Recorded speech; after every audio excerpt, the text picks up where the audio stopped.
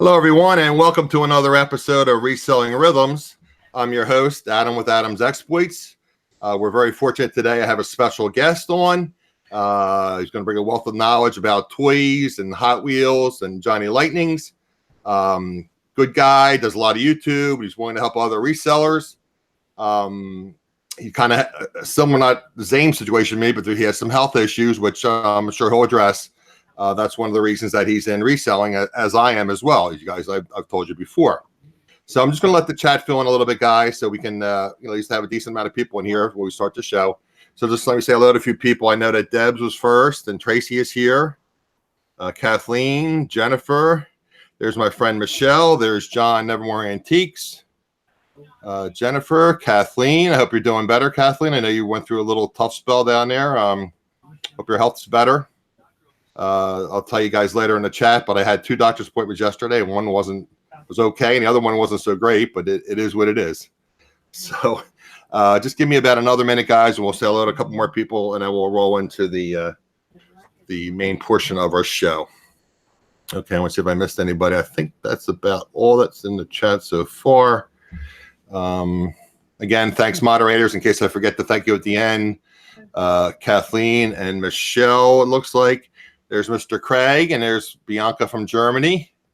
Welcome, Bianca. Thanks for joining us. Thanks, Craig. Craig, I was just telling Derek I'm going to reach out to you. I'm having issues with my camera, but that's another story. That's for another time. So I want to reach out to you. So looks like we probably have who we're going to have now. So, I'm sure a few people will filter in once the notifications go out. I did realize that several people are going live at the same time. So, they might come and watch the replay. So I'm just going to get started, and I'm going to introduce our guest, and then I'll have him basically give you guys a little synopsis of who he is, where he's from, why he got into reselling, what he resells, and then we'll just roll into the meat and the bread and the potatoes, I guess you call it, or meat and potatoes of the chat. So let me introduce our guest, and then I'll highlight him, and he'll be able to introduce himself. So again, our guest is Derek, D-R-E-K. I apologize to Derek. I was always spelling his name incorrectly in the past. So it is D-R-E-K. It is Nascarman 3345 on YouTube. At the end of the show, he'll talk to us about his various YouTube shows that he's doing. He just started an auction show that I hope will be very successful. I was on it, not on it as a guest. I was on it as a moderator, but I'm looking forward to it. And you guys should probably look into it and tune in, and hopefully we can build his following, so to speak. So again, our desk is Derek with NASCAR 3345. Let me highlight on him, and I'll have him introduce himself. You should be up, my friend, and momentarily. Hi, everybody. How's everybody doing today? My name's Derek. I'm Nascarman 3345. I know everybody asks me what the 3345 is. That is my favorite number in sports. I wore it in football and a lot of different other sports that I played. And 45 is my youngest son's name, and it's a match to our host, Adam. And that was named after Adam Petty. And so I kept that as one of our favorite numbers on our chat. So I do reselling. I do eBay, Craigslist, Facebook Marketplace, OfferUp, and Let Go. I mainly do vintage toys, a lot of Hot Wheels, Matchbox, Johnny Lightnings. I prefer Johnny Lightnings and Hot Wheels, and I do a lot with G.I. Joe. I've been learning a lot about doing different setups on how to restore cars. I do customs that I'll be showing during the show, and learning how to do sneakers. My kids are really into the sneakers, and when they grow out of them, might as well sell them, because most of them are Jordans and all different kind of stuff like that. The reason why I got into reselling, I was an executive chef. I had 2 strokes one year, and that took me out of the kitchen. The loss of my vision in my right eye and 40% in my left eye. And then the second one, my second time, and that was it. I had a hand in my license, which was not a very good day. And I talked to a few people, and they said, well, why don't you go on to YouTube and pretty much show your knowledge and of what you know. You have so much in your brain that you can show and tell people about, and it makes me feel better. It gives me something to do instead of sitting in bed doing nothing for the rest of my life. So that's pretty much it. Okay, that's kind of where I'm at as well, guys. I had the issue as well. I told you guys with my health, and kind of I'm a disability, and I have some health issues. I'm going to have a couple different surgeries. I'll discuss that a little bit later. But basically, that's why I do reselling. Gets me to do things, gets me to be productive, keeps my mind active. Again, when you're not feeling well and you kind of feel sorry for yourself and you don't accomplish anything, it's kind of like a self-fulfilling prophecy, and it's not good, believe me. So I'm at the point now where I've been through a bunch of different therapies for my Achilles, and got to get back to the gym. I'm wearing a shirt. It's a little tight. First time I'm wearing it. I want to wear it in Vegas, so I gotta make sure I lose some weight. So get back to the gym, and again, I've mentioned this before on my show once. I told you how I got my mother was in care at my home, or which is her home originally, and now it's my home. But she was in special care, 24-hour care, hospice care as well, for off and on for almost 5 years. Hospice care is supposed to be like an end of life thing. But anyway, long story short, one of the aides I had taken care of her was kind of rough with my mother, and I didn't appreciate that. But and eventually we parted ways. That's where I got some of my management experience. I had been a manager, part-time man, not full-time manager or assistant manager in the liquor business, but that's another story. But anyway, one of the things she told me was, Adam, everyone has problems, just different types of problems, whether in the size of the problem. I mean, you could be rich, poor, single, married, divorced. It's the old saying, like, I complain about my Achilles, I complain about some of my other issues. Well, you know what? I have 2 legs. There's people that have to get around in a wheelchair. Derek was telling me about one of his friends that's a reseller that literally has to get lifted out of his bed and get put in a wheelchair to do his eBay business. You know what? He's a hero.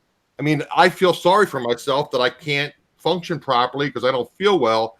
But here's somebody that says, hey, I'm not going to let this get me down. I want to get in this wheelchair. I'm going to work my eBay business.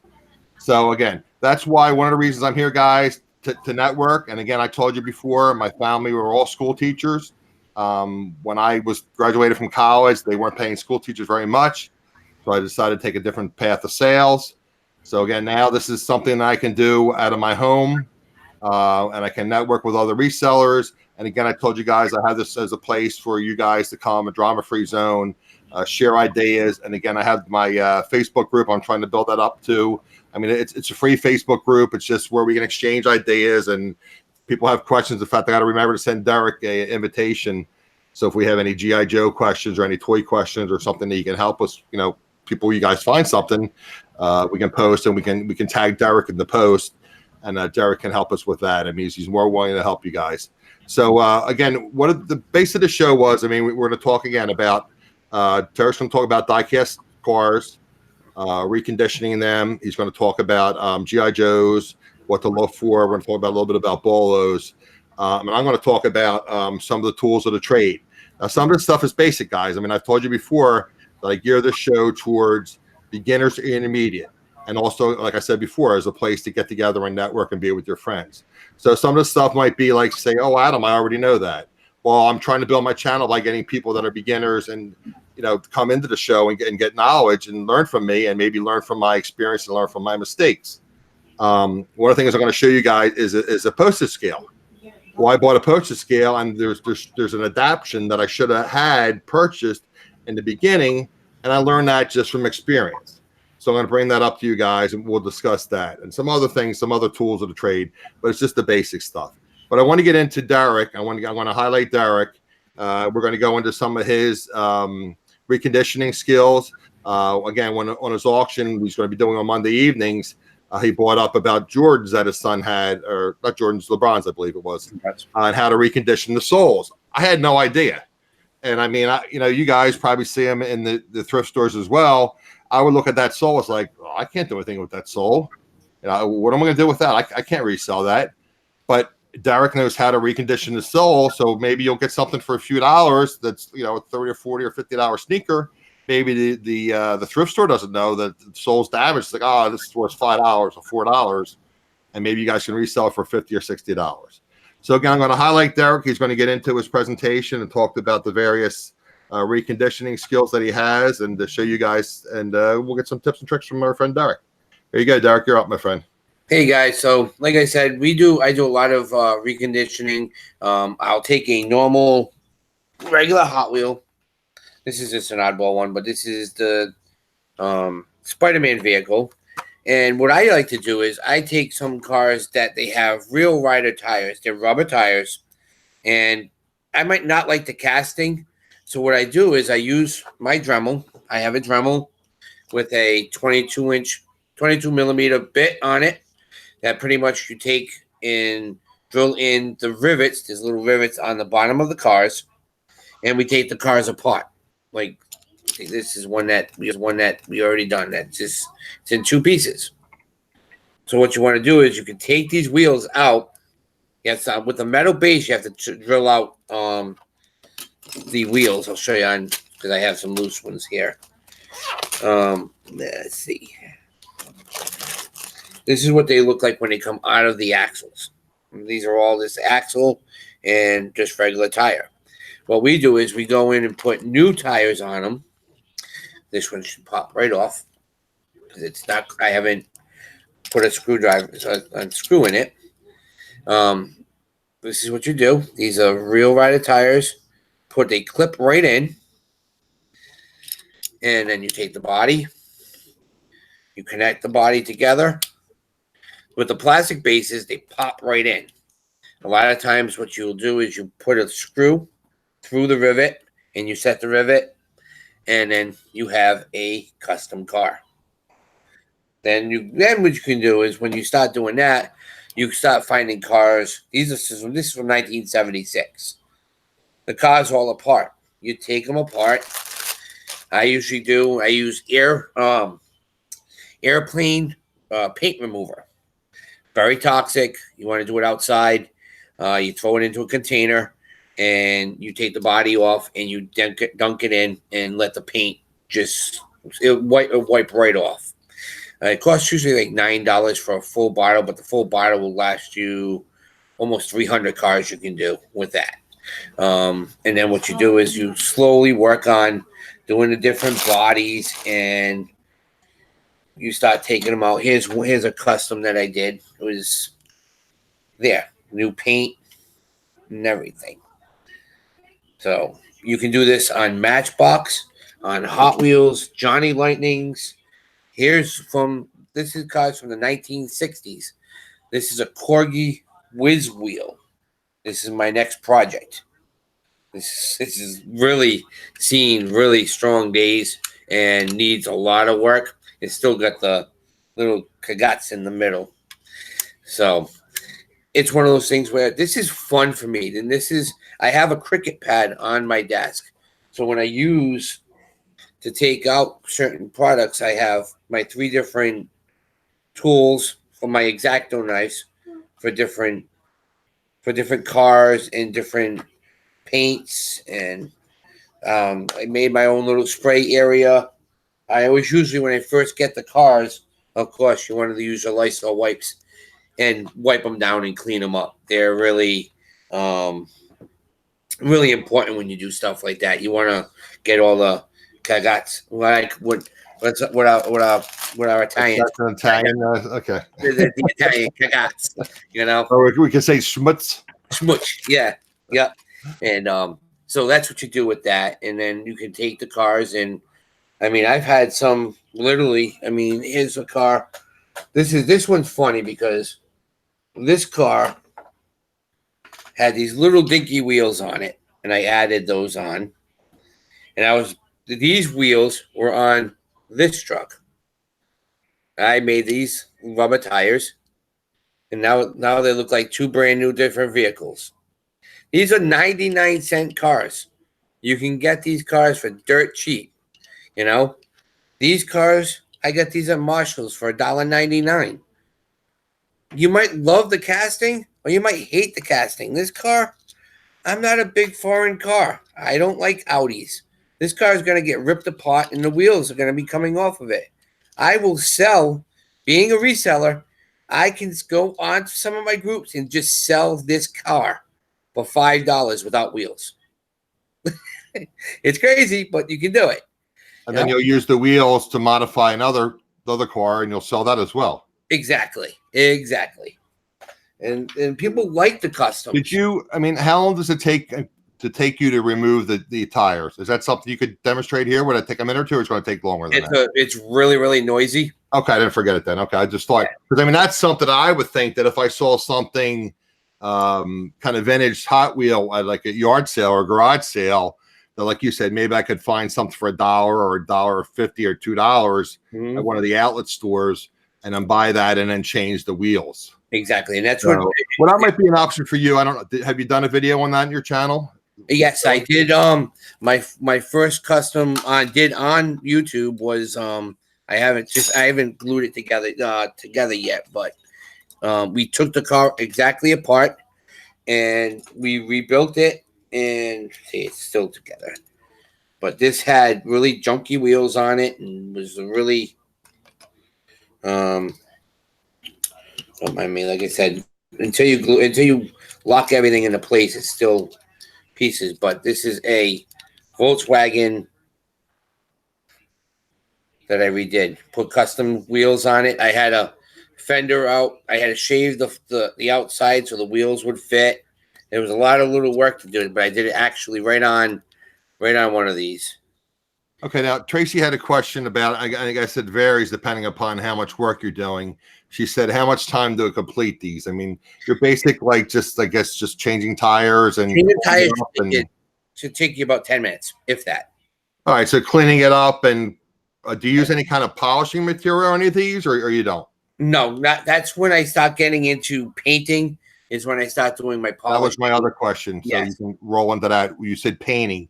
Is there special painting that you use for these types of cars? They have what is called House of Color. They I use either Tamika or not Tamika, Tamaya or House of Color. You can get them at Hobby Lobby, and they're a little pricey, but when these cars come out, I mean, they're absolutely drop dead gorgeous. Now you do these all by hand, and you do them with a brush? With an airbrush. Oh, an airbrush. I was going to say, because I would think if you did with a brush, and you would have paint lines, so you do them with an airbrush. But what we do is we add in hardener to the paint, so it doesn't take as long. You just throw a little blow dryer on it, and it takes 10 minutes to dry. Now, how about, like I said, somebody like myself, when getting involved with airbrushes and all this stuff, would probably just change the wheels. And if I saw something that was collectible, had crappy wheels, I'd try to find something with similar wheels, and I would just obviously disclose that in my listing. Right. The wheels change. But I mean, and then I'm assuming most of my guests are not as handy, obviously, as you are. So I mean, just basic changing wheels, cleaning things up. What do you use? I mean, you showed the Clorox wipes. Right, the Lysols. In fact, I got a 3-pack sitting right by my front door. I had to put it down in my basement. I ordered from Amazon.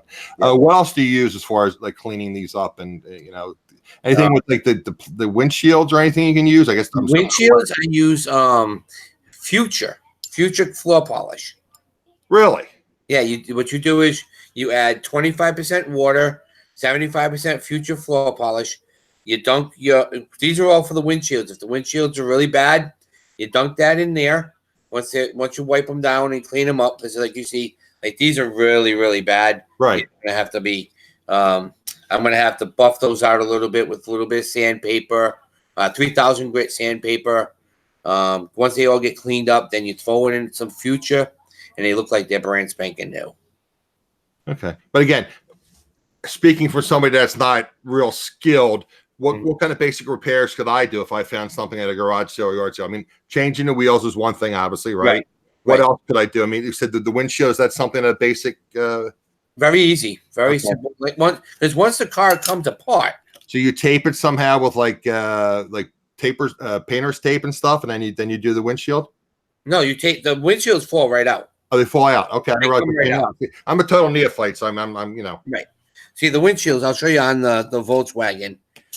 It comes. You have the base, you have the body, and then you have the windshield. Let me pop the windshield. The windshields usually pop right out. Well, it's Murphy's Law, right? Right. Pop that one on YouTube. Yeah, you want to do it and it doesn't pop out for you. And they're in there tight, but they pop. See? So there's your windshield. Okay. All you do, you just 3,000 grit sandpaper, clean them up, wipe it off, like with cloths, to get all the dust off, Right. and then throw it right into a little container with future floor polish. Let it sit in there for 15, 20 minutes. Oh, really? Okay. Yeah. Let it sit in there, and then when it's done, you just you take it out somewhere and just put it on something. You take it off. Needle nose pliers. Okay. Grab it, shake it off, and put it on a piece of paper towel. Okay. You let it air dry, or do you use some kind of hair dryer? You let it air dry. Let it air dry, and then what you do is after that, when the car is all finished and done with the way you want it to, I always wear gloves when I do this stuff because. And not the cheapy ones you get at Harbor Freight. You probably use the heavier gloves, right? Yep. You just use. I even sometimes you go because my wife works at the hospital, so she'll come home with some of those latex. They're higher grade latex than what you get for right. I mean, I know they have like 2 mil, 4 mil, whatever the mils are. It's a higher thickness to them, yeah. And then you just you always wear those, and you don't want to get. I'm thinking of myself and my guest. I mean, basic little things that we could do. Oh, yeah. I'm sure we all run into Hot Wheels at yard sales, and and if I could say, wow, these things look really vintage and they look pretty clean, other than the windshields and tires. And like you said, you can pick them up for $1 or $2, and then you can, like I said, repair the windshield, change the tires, and that's not like real elaborate. Maybe as neophytes like me, it might take me a half an hour to do that. It might take you 10 minutes. Right. Like I'm not going to get into airbrush painting and all that stuff, which I mean that's your love and your hobby. But I mean, I was doing that. This is from '76. This is tester's paint. Some kid just decided he wanted to paint the car because it was all beat up. Okay. But back then it was so thick, and when you're a kid, you didn't just paint it whatever you wanted on it. Right. You just strip this down, you clean it up, and then you go in, and I always put a primer coat down just to be on the safe side, so it doesn't show up. Because you do a lot of enamels. When you start using the clear coats, Dab Kitty Spot, Nickel, like everything else.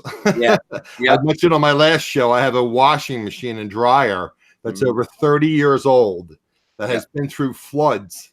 Right. I mentioned it was my grandmother's, and they had floods. And in fact, they condemned those homes. It was near a circle. We have a lot of circles in New Jersey. That's another story. But anyway, so they actually condemned those homes, knocked those homes down. Now it's just like a lot. But I mean, these washers and dryers have been through at least 15 years of flooding, and it still work. They still work. Granted, it's just me. I don't use them a lot, but they're still running. And Rosie, I do take custom orders. If you have a car that you really want done, just hit me up. We can get onto my email that you use would be your Nascarman 3345 at gmail.com. Right. Or she can find me on my Facebook group at Resellers Coast to Coast. If you want to hit me up there, you can send me a picture of the car that you want, and we can do different things with it. Another thing that I do with my Hot Wheels, because when you start doing customs, back in the day in the 70s, George Lucas and what is it? I can't think of the name of it. Lucasfilms, and I'm trying to think of the company that he owned that was out there. After the show, but that's all right. Yeah, it's Industrial Light and Magic. I'm sorry. With Industrial Light and Magic, they were known for doing kit batching. So they would literally say, okay, this is the car that we want, and this is what we want to try to do with it. And so you would go to the hobby shop or go to a yard sale and buy 25, 30 different model kits. And you say, okay, I want to take this engine off of this. I want to take the doors off of this. I want to take, and let's make this one serious model. And that's how the Millennium Falcon was built. That's how the TIE fighters were built. They were all military vehicles that they said, let's try this. Adam Savage from Tested. amazing gentleman. I watch his shows all the time. He used to work for Industrial Light and Magic, and he goes into the details of what they did. So I really took initiative, and a friend of mine, we love the movie Spaceballs, Yeah. right? So we John said, Candy, right? yeah, right. So we were like, okay, what haven't we seen anybody do except for the people who designed it in the movie? So I have it right here, still in the process, but we have partially built Eagle 5. Oh, look at that. This is kit bashing. This is a green light Winnebago. This is from Breaking Bad. Okay. And we take styrene. This is when you start getting into really deep. Yeah, this is really more elaborate than right. Yeah. Me and my boy Joe built these wings, built these engines all out of styrene. And we're gonna Styrene is what? plastic. Plastic. Plastic. Yeah. I'm thinking styrofoam, but it's this type of plastic. Okay. Right. It's That you cut to shape or size. Okay. Gotcha. pretty much it's just that's what it is. Okay. And you can cut it, you can do whatever you need to it, and you form it to the way you can use a heat gun, design it the way you want, and that's what we do. So I thought this is really cool. This is one of my favorite movies. So this is called kit bashing. When you really get really good, this is what you do. You want to take it to the next level. Okay. Tracy had a question, and again, I'm assuming it varies by the type of. I think somebody had a question also. What was the highest price, I guess, remodel or recondition that you did and you resold? And Tracy's saying, what is the average sale price for a custom remodel? If I just do a wheel swap like I did on this will be $10. But it comes in a case that I get, and it will be shipped to you priority. But this is one of my customs that literally this thing is full custom. This was one car, and I put different wheels on it. I put a tonneau cover, or if anybody knows what a tonneau cover, it's a piece of. I put the spoiler on it. I made the hood scoop, and I just did the whole thing, wheels and all. So that's more custom than a typical. Exactly. Thing. Right. Yes. Well, like a basic something you would find like in, I call it the wild, that you would put new wheels and maybe do a paint job. And what would something like that? And if I have to go to paint, it would be $20. Okay, so that's something you might have what, $3-4 invested between the paint and the materials. Right. Exactly. Okay. The cases cost me $1.50 each. So okay. Nice. Then if you go into full like these, this is going to be $100 doing a custom. Cool. So your other coffee friend is here, Miss Starlene, half of D&D. Hey, what's up, Darlene? How you doing? Hopefully everything's okay. I think she PM'd me because she was out doing some stuff that we talked about. But so I'm glad she's here. That's great. But like I said, this is the stuff that I enjoy doing, and it takes some time, but you want to do it right, and that's how they come. Okay, well, I guess that's kind of like the Hot Wheels. I want you to just give us 2 minutes about Johnny Lightning, just the background and how is that different, et cetera, et cetera. Johnny Lightnings are they were a company that was in 1969 that started to compete with Hot Wheels. They were literally out of Philadelphia. Really? Okay. I never heard of it. I'm in the Philadelphia area. Okay. Topper Toys. Topper Toys. Okay. Okay.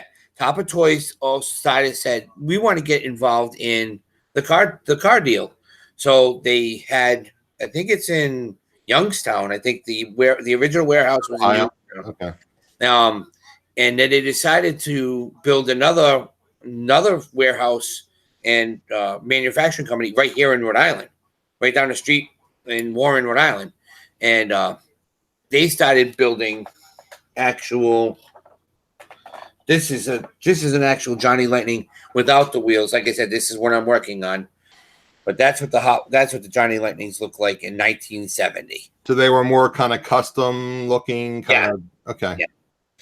They had red line tires on them, like the Hot Wheels. Okay.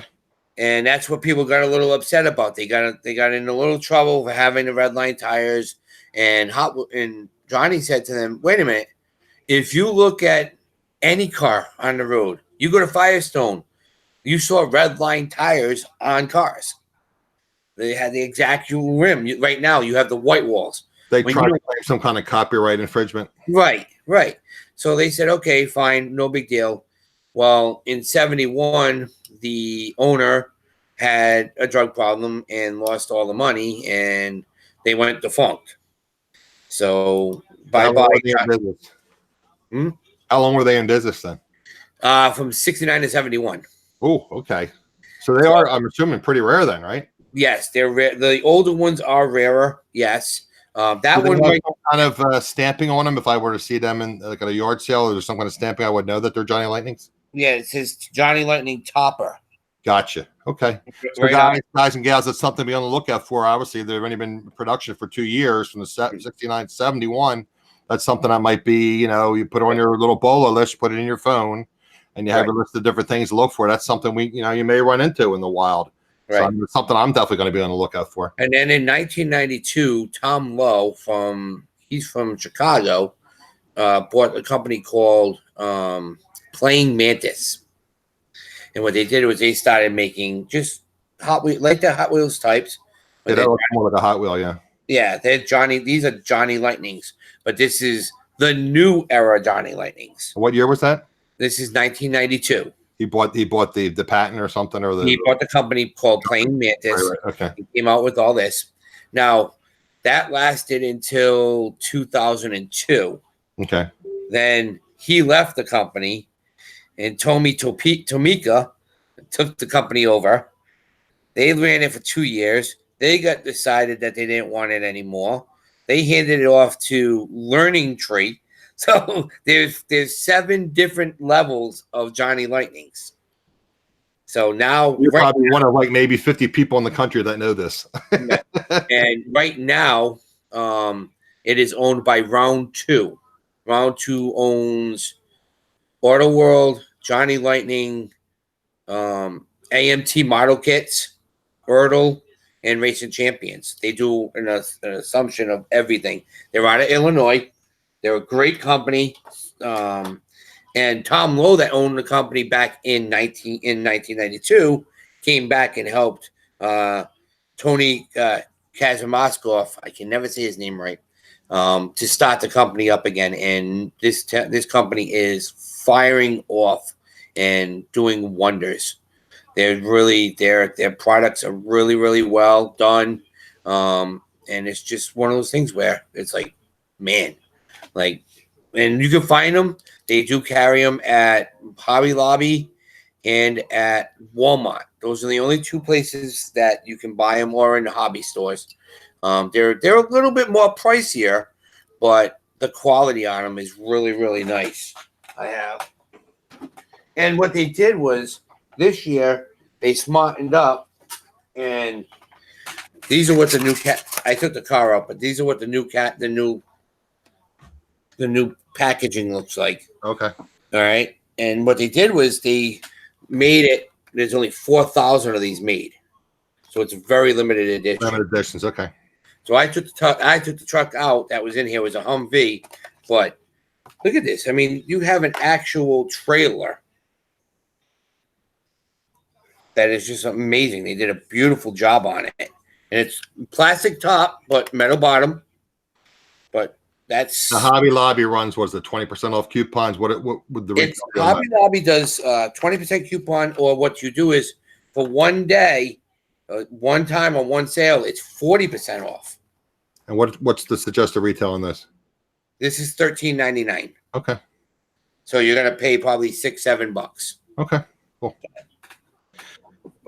Okay, was there anything you want to discuss about the diecast? You want to roll into the GI Joes now? I just wanted to bring up that I know some of the people that are in the chat know that there are race clubs that we actually race these cars. I'm part of the Lincoln Johnny Lightning Race Club here in Rhode Island, and we're the only race club that Johnny Lightning has sponsored. The company Round 2 is sponsoring us. We're going to be on the packaging of these Johnny Lightnings now for our club because we race these cars, and it's really cool. And the last thing was, anybody wants to know any information, they carry these books. This is the Warman's Field Guide for Hot Wheels. They have them for Barbie. They have them for G.I. Joe. And what it does is it breaks down all the cars every year. It gives you a basic price of what they are. And it goes all the way. I mean, there's red lines in here, everything you want to know. So when you're at a yard sale, remember back in 93, 94, you didn't have phones that would do internet. You didn't have a computer in your pocket. This is what you had to keep in your pocket. Right. Now, so you're sitting there at a yard sale and the lady's selling these Hot Wheels for 25 cents and you're going, okay, which one's that? You know? Yeah, now you look at your phone, somebody just thinks, oh, he's texting somebody or he's looking. Right. They don't know that you're a reseller. You're looking at prices to see if you can any meat on the bone, so to speak. Exactly. But when you're bringing out a Hot Wheel book, they know what you're doing. Exactly. So it was a little bit more trickier back then. But okay. So that's a great tip. I had showed when I had Barbie and Ken on, we did our newlywed show, and I had sent them a thank you gift, and it was also a Warman's antique and collectible guide. I bought one for myself. Yeah, I sent them one as a thank you gift. So I guess that's something I'm assuming that's readily available from right on Amazon or Barnes and Noble. Gotcha. This is about 5 years old. I know Shad Juice went to a yard sale the other day and bought one for $2. Okay, cool. So that's a nice tip. Now let's roll a little bit into the GI Joes. Okay. All right, now the GI Joes, you have two different eras of GI Joes. Also, well, three now. You have from 1963 all the way to 1978, which was the 12-inch figures. Which, well, I know Adam would probably remember being as a kid. You had the Adventure Team when you had the Kung Fu Grip G.I. Joe, and you had it's G.I. Joe and Tonka toys were my generation. Tonka did a collaboration with G.I. Joe and made some Tonka trucks that match with the G.I. Joes. In fact, I'm so old that my dad and I used to watch Combat. Oh, yeah. That was a an Army show and I used to play. And in fact, my mother had a neat picture, like the old when they have the old Kodak cameras, took a picture and used to have to get them printed at the local hobby store, camera store, whatever. Or the Kodak the Kodak Hut. Yeah, I don't think we had those. I think back in the 70s or late 70s, but I'm talking about the 60s. Okay. So you get a picture of me like with my Army helmet and my little rifle, and my sister was dressed up because my dad and I used to watch Combat. So I guess that's right. That's we kind of a neat picture. We would have brought out the Douglas Drug. I don't know if you remember Douglas Drug. No. They were New England area, but we would go to the pharmacist and say, I need these by next. When can you have these done? And It wasn't no 1 hour. It was literally. I'm sure they didn't have processing labs. They sent them all out. Right. We'll see you back in a week. And they used to give you a little slip, and that's how you. And then you had the negatives, and you didn't realize like 3/4 of pictures you took didn't come out. They're all just blank pictures. It's like, oh, jeez. Yep, because you couldn't look at anything that way. Yeah. Thank you, Rosie. I'll take a look at that in a little bit. But the GI Joes then went into the 3 3/4 in 1982. This size, the little figures that you notice now. Right now, the 60s stuff is desirable because I know John Cincinnati picked up a piece that was mint in box for $3 the other day, and I think he put it up for almost $300 online. Right. And then everybody started going to the 3 3/4. The 3 3/4 stuff is really good. They did that from 1982 to 1994 is the next era. of GI Joe, where you had the cartoons, you had the coloring books, they had their own GI Joe magazine. Which this only lasted two.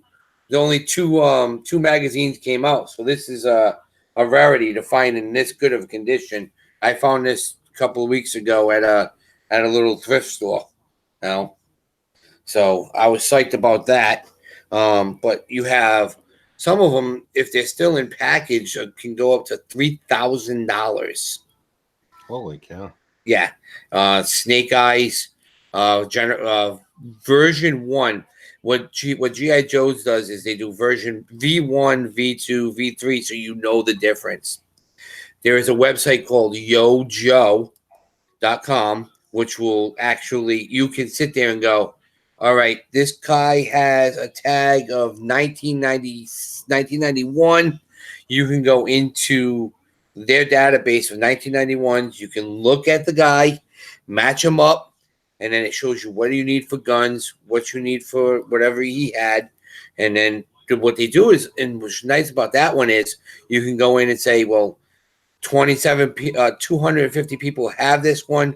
There's 50 people looking for this one. So if you want to sell it, you click on people that want it, and it gives you a database of the people that are looking for it. So you can sell it right there on their website. So it's a marketplace as well. Right. Okay. Right. Cool. And then they're coming back out with stuff now in 97 to present. They have the newer stuff, this is one of the newer ones. They're not as great as, see if I can reach one of my other ones. Some of my originals. There's an original. He's from 1987. So see the difference. They made them beefier, strong guys. These are the ones. 7 means of articulation and a lot of fun to play. I enjoy playing with these. I really still do.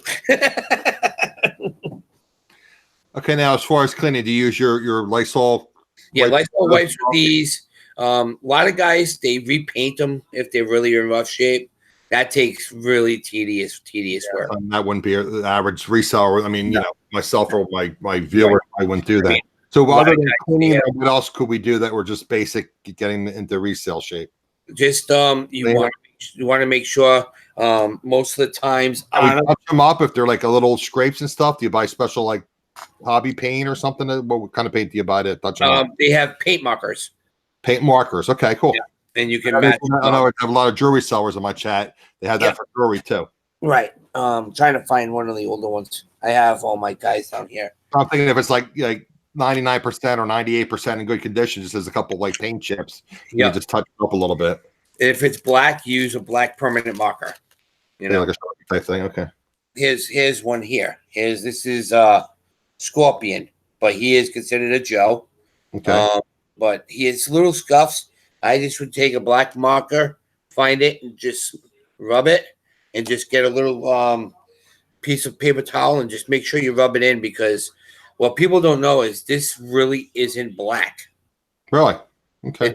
It's more purple when it gets onto plastic. It dries? Wow. Yeah. Okay. No kidding. That's a great tip. I wasn't aware of that. No. So what you have to do it'll dry more of a purple color when it's on plastic? Correct. And so what happens is you might have to do 2 or 3 coats. Okay. Why one? You kind of dab it with a paper towel, and then okay. Yeah, and so that make them back to pretty much. I had no idea. That's why I love having people that are experts like you on the show. I mean, that's I would have no idea that dried purple. Yeah. Yeah. So it's a lot of fun doing stuff like that. Then you have the vehicles, which I mean, there's one vehicle that came out in 1996. It's worth in box, they're going for $5,000. It's called the USS Flag. It's 6 feet long. It's the biggest toy.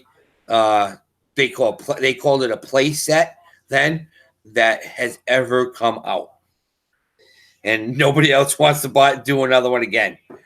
They're so big, you know. I mean, but GI Joe had actual guns. These are actually from 1984.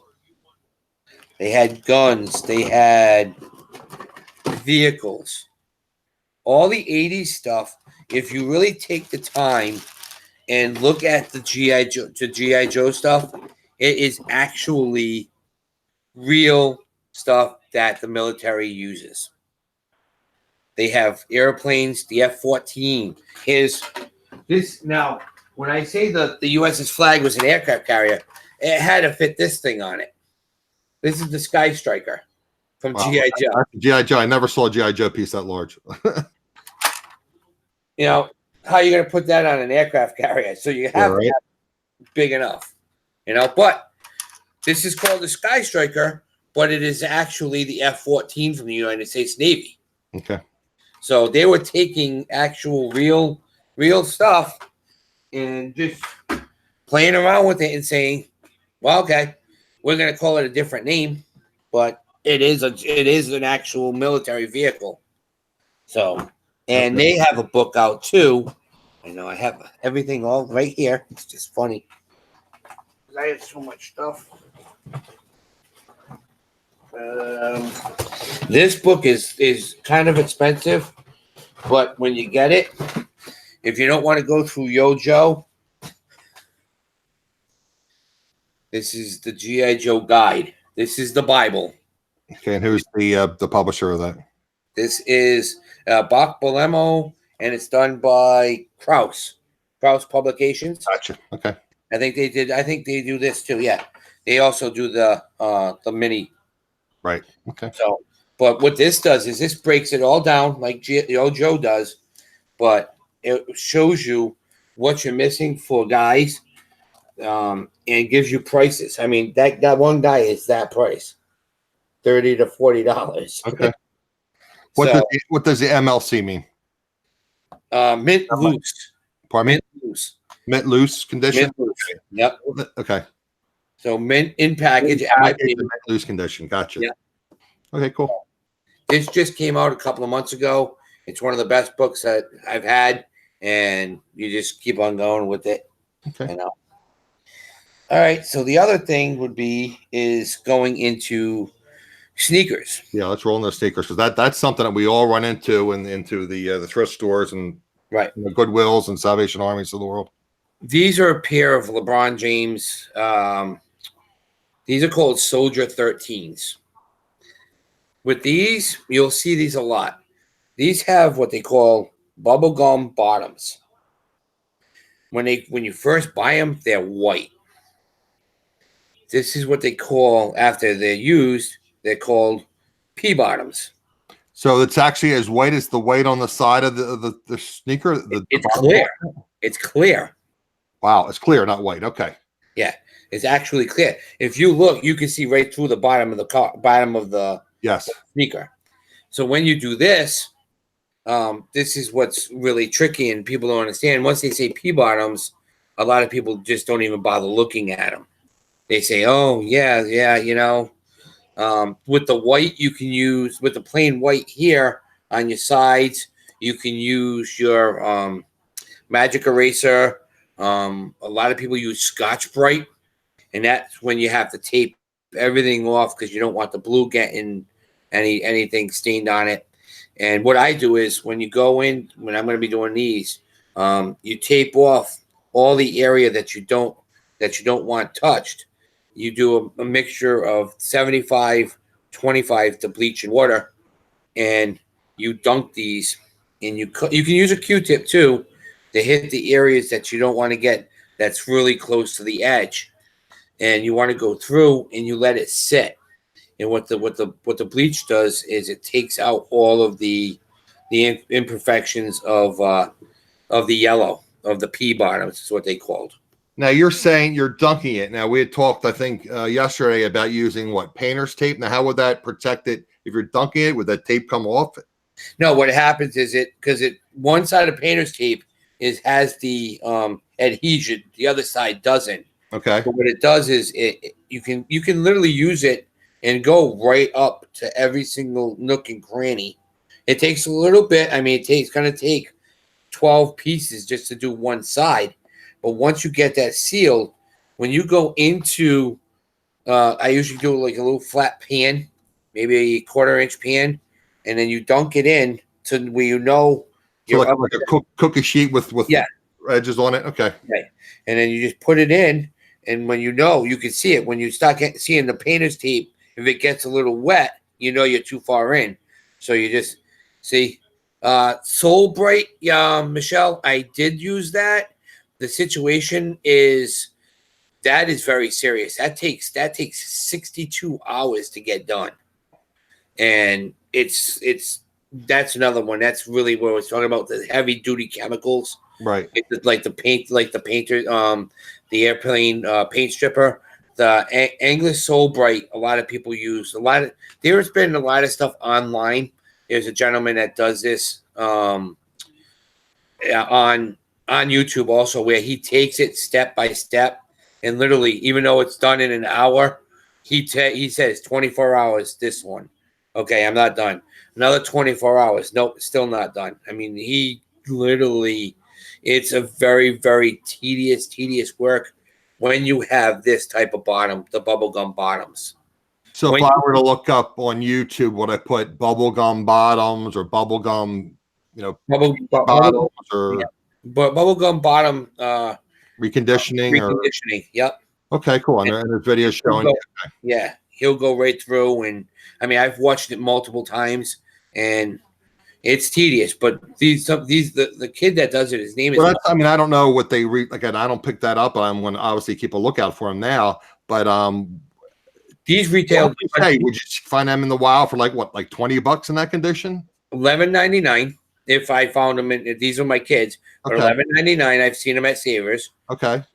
These when they came out, they were $160 brand new. Okay.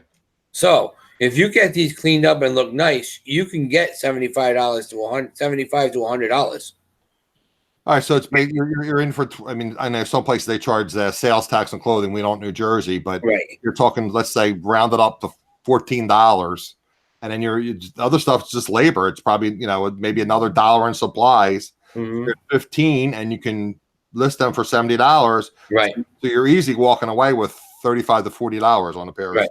I've had other pairs that doesn't have the bubblegum bottoms, where you can literally just magic eraser, Scotch Brite, just clean up the bottoms if they're white. Everything else, the colors, then you have to start getting into, like, if the blue is going bad on this, learning how to dye and tape off everything and dyeing this blue, dyeing this red, taking the shoelaces off and putting them into disinfectant and cleaning these up. Yeah, it's more for a sneakerhead to be doing that. Yeah. Oh yeah, dude. I mean, average reseller is not going to do that unless they specialize in those. Right.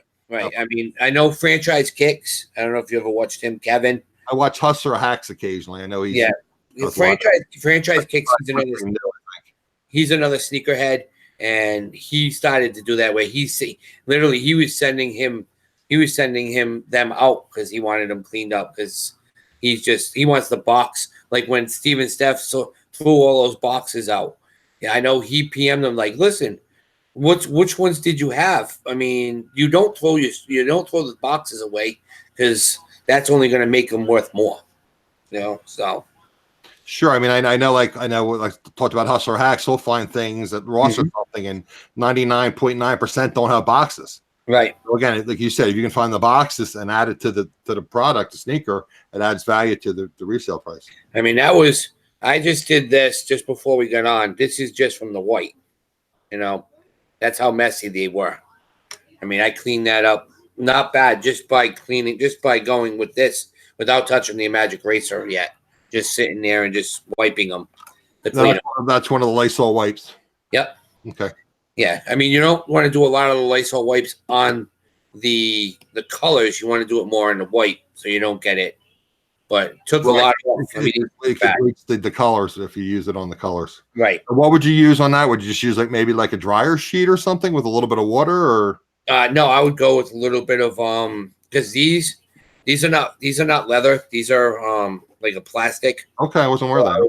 I would go through with a little soap and water. You can get a toothbrush. Yep. Okay. and getting all the little nooks and crannies. I've seen people going into Savers, and that's all they're doing is they're grabbing all these shoes and sneakers and just That's the market for it. That's why I wanted you to bring it up and Yeah. talk a little bit about it, because that's something I could probably do a little bit. Right. I had no idea that you could recondition the gum bottoms. Yeah. I found a pair of LeBron Galaxies. They were my size. I really wanted to keep them, but I didn't really look kind of cool in them when they looked like the Star Wars Galaxy all through them. They were, they weren't for me. I bought them for $5. Wow. Wiped them down, cleaned them up. I sold them for 30. Okay. And you have to watch the sizes too. Men's sizes 9, 10, 11, and 12, 13s. Those sell. Don't try to get the 6s, the 7s, and the 8s. Or the 16s, 17s, and 18s. Yeah. Yeah. Are also a lot. Right. Well, when you go to Marshalls, right. That's the sizes you find. The sizes. That's why they have them, because they're dead stock. Correct. So everybody's like, oh, they're $20. Yeah, they're $20, but look at the sizes they got. You're not going to sell them unless a reseller goes in there and says, you know what? I got a guy that's got a size 14 foot that he likes these sneakers, so let me get them, Yeah, and these guys, these sneakerheads that specialize in reselling, they tell people to follow them on on eBay, follow their stores, and then then I contact them. And that's another tip, guys. When I'm thinking about it, Derek's been kind enough to give us a lot of his time. We're rolling into an hour, so I want to do some of my basic tips to you guys. I want to share some things, but that's one of the tips that came to mind speaking with Derek. He's talking about if a guy has a size 14 and he has a buyer that he knows where a size 14, that's something. Again, I mean, I've done that with jeans before. Somebody says, do you have not your daughter's jean in size so-and-so, and they message me through eBay. And again, remember, guys, keep all your messages through eBay. You don't want to get kicked off eBay because you sent a message outside of eBay. Right. So you'll say, okay, Dab Kitty Sparkle 333, whatever. I'm just using that name. Yeah. Please, subscribe to my store, and then I'll have your contact information. If I have something, I will contact you directly, and you can buy it through my eBay store. Your son is 17 years old and wears a size 14. Well, I'll give you a tip, Tracy. I used to be a size 12 in elementary school, 13 in junior high, 14 in high school. And then when I started working retail and I was on my feet all the time and I had foot problems, I now wear a 16-6E. Now, granted, I have orthotics in there, so I'm probably somewhere like a 15-3 or 4E. But I mean, I started, your son might end up being a 15 or a 16. I don't want to scare you, but that's quite possible. So, okay, guys. So I'm going to, Derek, you hang with me for a while, and we'll close it out towards the end. I want to talk about your YouTube channel. I just want to do a few basic tips, guys. I'm going to highlight myself now. So let me just pull up my chat so I can see if you guys have any questions while I'm doing this. Okay, guys. So when I opened up the show, I told you guys I gear the show more towards beginning to intermediate sellers. I like having people on like Derek that have special skills that can relay it to ourselves. I mean, again, I realize you guys aren't going to get, airbrush paint, but we can all figure out a way to change tires or, use the Lysol wipes. That's a great tip with the gum bottom sneakers, the LeBrons. I mean, you might find them in a thrift store. I had no idea you could recondition gum bottoms. I would have just walked by that. So I'm just going to give you guys some basic tips. Probably 90% of you probably already know these. But again, I'm trying to bring in new viewers to my channel. And again, I always bring this up, but again, I got to do it. I'm trying to get to that 1,000 subscriber mark so I can, broadcast from my cell phone, do live streams. So I can't do that until I have enough watch hours, but that's another issue. I can just do some live hangouts and everybody kind of works together with each other as far as, sharing their time slots or whatever. But so I want to just give you guys some basic tips. Okay. One thing. I use this brand. I mean, I have a lot of eBay tape. Again, I've showed you guys before.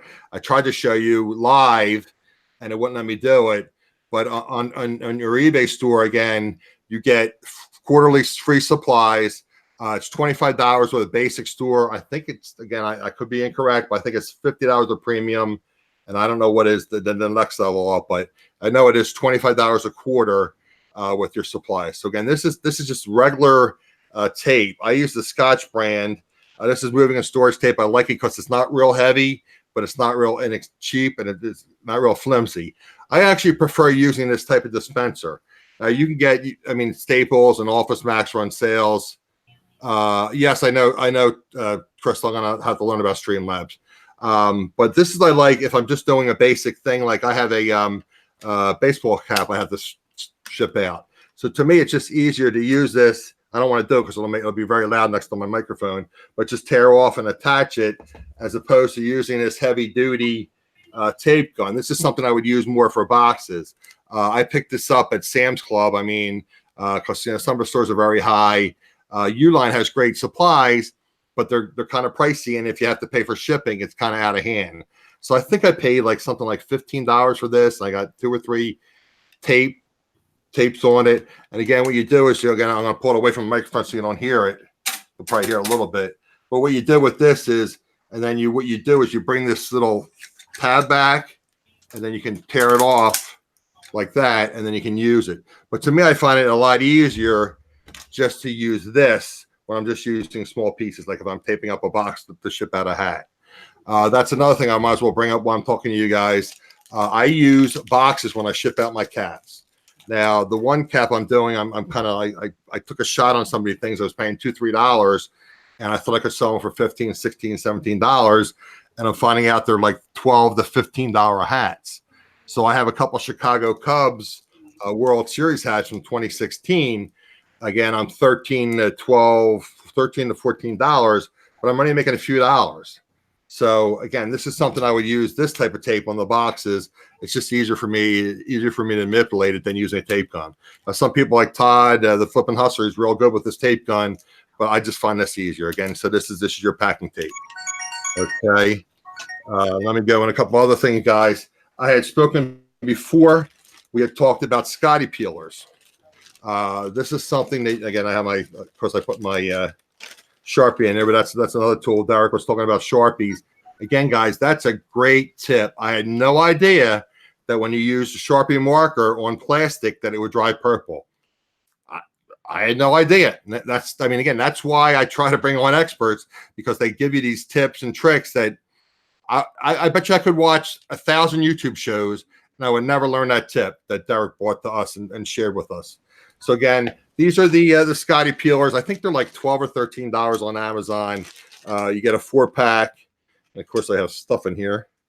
But it's the plastic ones. I've showed you guys before. I have this because I'm always switching my glasses because of my allergies. But I mean, you take this, and if you had a sticker on this, you would just use this to get the sticker on the edge, and then you would peel it off. You can use Goo Gone. You can use other types of gummy remover things, but this is what I use. I use this for heavier things. This is the metal one, but again, you got to be careful with this because it's a razor blade, and if you're using it on cardboard or plastic or something, you can damage it.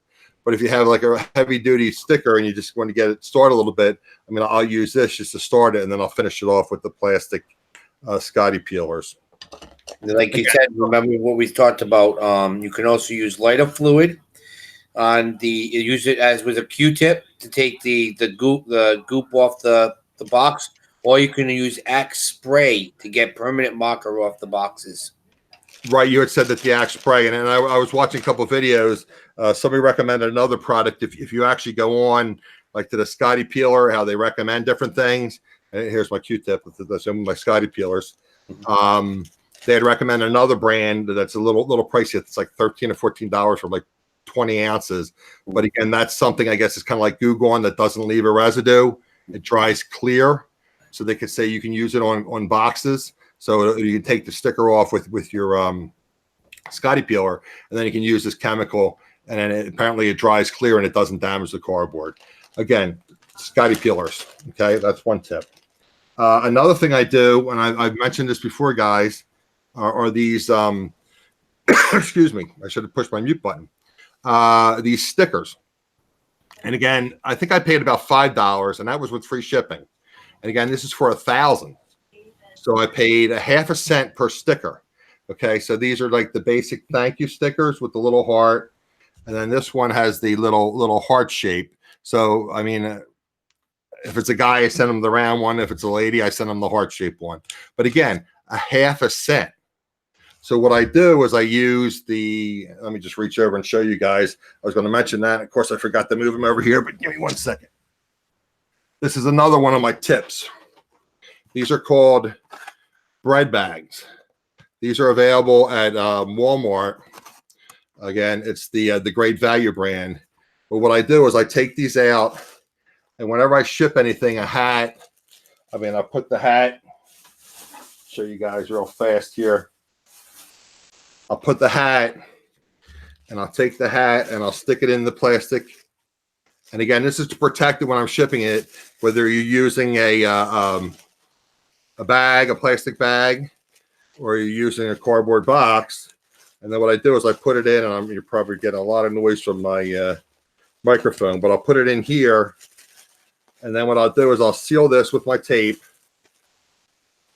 And then I'll take one of these stickers and I'll put it on here.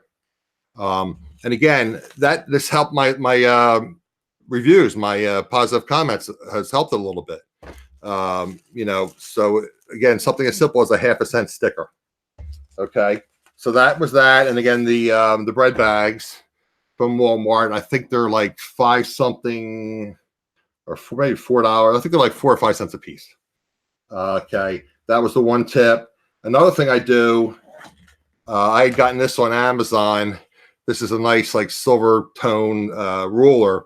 What I'll do is if it's a piece of jewelry or it's a piece of clothing, I'll put this in the picture and I'll show, you know, I'll measure, you know, something, and I'll show the measuring with the ruler in there. I use that. Or if it's larger, you can use a tape measure. This is a small tape measure I have.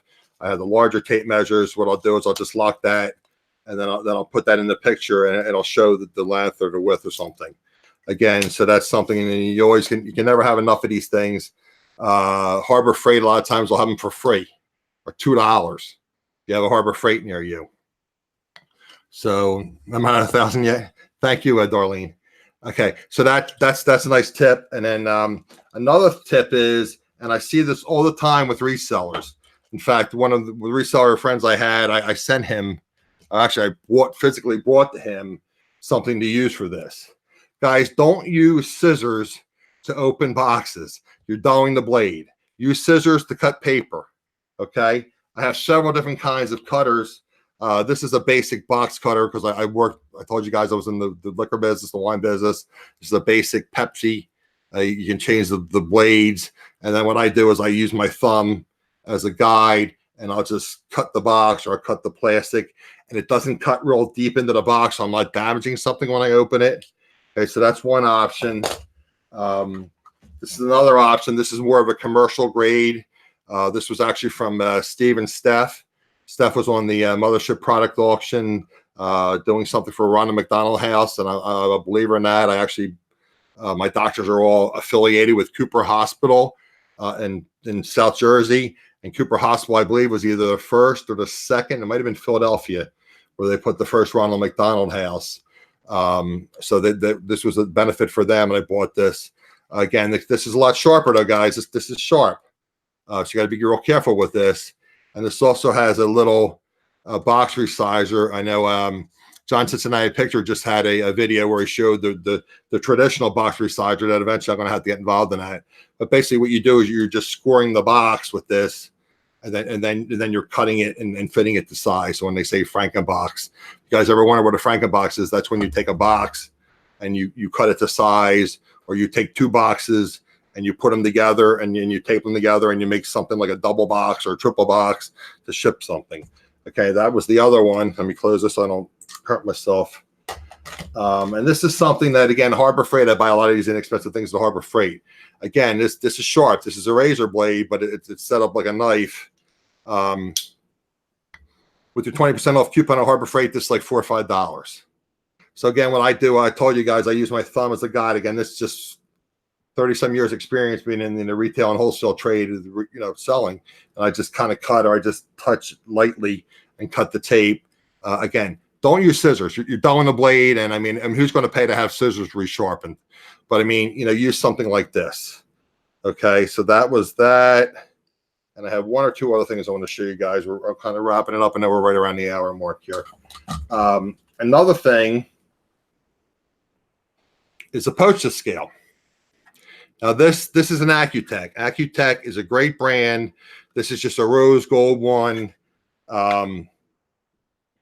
This is battery operated, and I guess I don't have batteries in this. I'm not turning on, but it's battery operated. You can see here, it's battery operated, and it also has a power cord adapter. So I use the power cord adapter because I'm always afraid I'm going to leave batteries in. They're going to, oxidize in there and damage it. One tip I did learn, guys, is there's this little side button on this. You would push this in. So when you turn it on, it's going to zero out. And then if you put something on there, and sometimes you can't see the display. So what you want to do is you want to reach around and push this button in, and then it'll lock in the weight of the item that you're weighing. One thing I did learn, which I want to make you guys aware of, and it seems like every show I'm always bringing up Casey the Rockstar Flipper, because Casey's a friend of mine, and he's one of the original people that got me involved in reselling, and he's along with Craigslist Hunter and Mike Global Voodoo were people that I always watched in the beginning to learn about reselling. But one of the things I want to bring up to you guys is Accutech is a great brand. You get them on Amazon, you get them on Yahoo. There's also something with an Accutech. It's got a little external like cable, and it has a readout that's like about this large. So if you're ever going to do something big and bulky, or you're going to ship product into Amazon, FBA, when you put a big box on this, it's hard to get in to lock this weight in. So what you do is you get the external display, and we're getting kind of late. I will show you guys a screen share, but again, just look up Accutech scales, and you'll see them. They have like a little cable extended with the external display piece. So what you can do is you can put your big heavy box, and I think most of them weigh up 80 to 100 pounds. So you can put your box with your FBA shipments on there, and then you have your external readout, and it'll tell you what that weighs. So that's the other tip. So I think that's all I want to bring up to you guys. But again, these are mostly basic tips, but I wanted to bring some up again because I told you guys I'm having some beginning sellers. I mean, that tip about the scale, though, if you guys haven't bought a postage scale, and again, that's another tip I should have brought up to you guys. Whenever and I see that a lot in these reselling chats, whenever you purchase something and you want to sell it on eBay or Poshmark, I mean, Poshmark's a little different because it's fixed pricing, but on eBay where you're paying for the shipping, whether it be free shipping or you're charging your consumer, you always want to weigh the product in the packaging. So if I had a tape measure and I was going to ship this bubble wrap in a Mylar bag, I would wrap it and not seal it, but then I would just say, okay, so this might be 8 ounces. So I say, I'll round it up to 9 ounces with the paper label. Okay, so that's something you always want to do is measure and be aware of how much it's going to cost you for shipping. While I'm speaking about shipping, I'm sure you're all aware because you guys are all experienced sellers, but there's an issue now, not an issue, just something you have to be aware of with first-class postage now. Again, a reminder, you guys all notice, but maybe new sellers don't notice. When you print your labels at home, you can go up to 15.9 ounces shipped first class. If you were to take them into the post office, you can only go up to 13.9 ounces. So you get that extra 3 ounce, kicker basically as a reseller if you print your labels from home.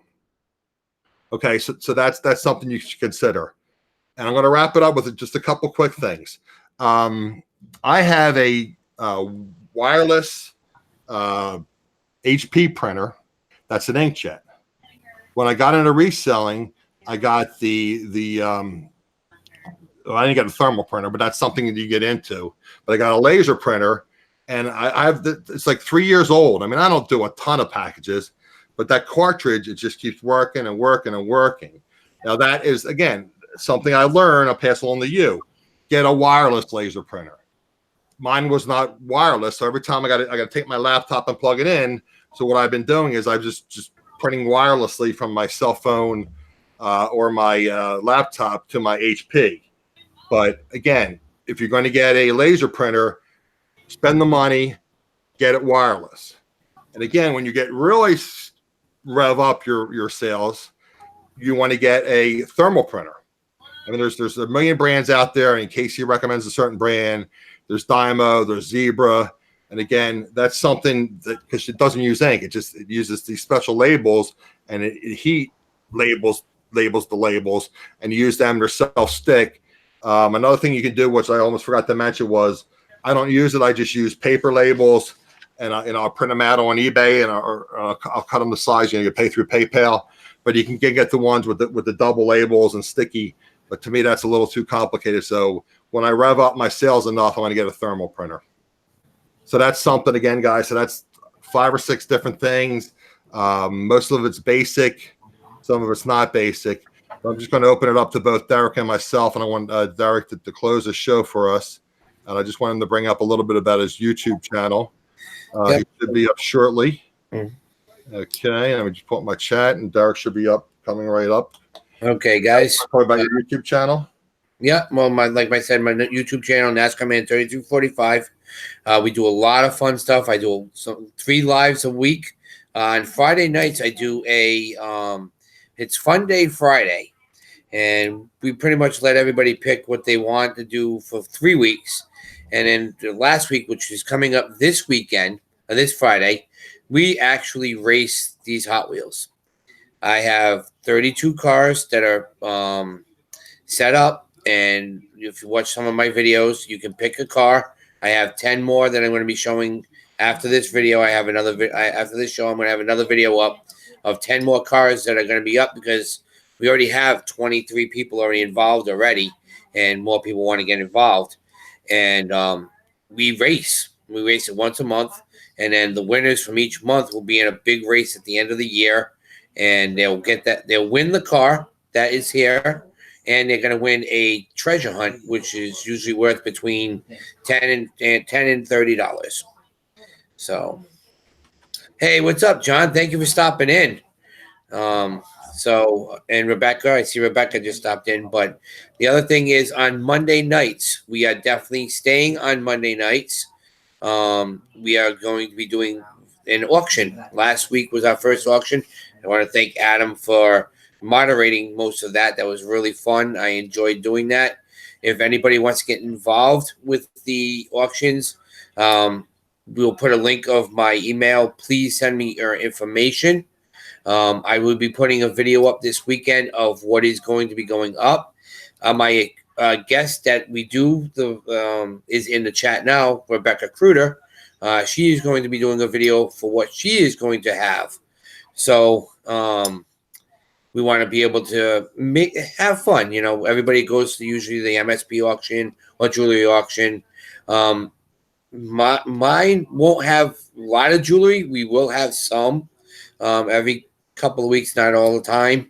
Mine's mostly going to be sports memorabilia, toys, video games, that type of stuff, and whatever Rebecca brings in.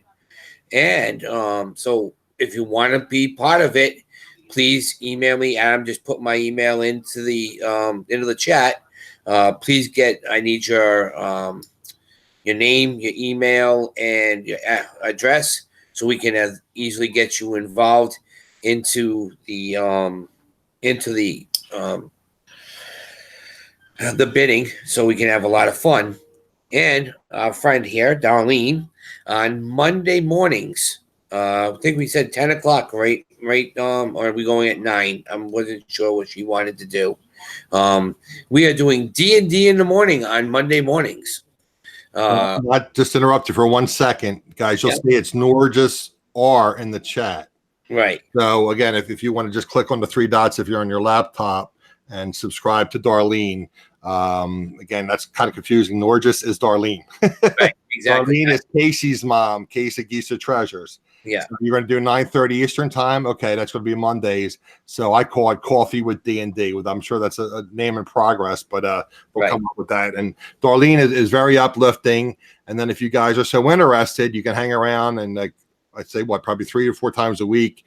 Casey does his Porch Church at 11 o'clock. Porch Church Network, correct? Yes. Okay. Yep. But if you guys are so inclined and you want to, Casey reads from the Bible, and it's very uplifting if you guys are so inclined to do that.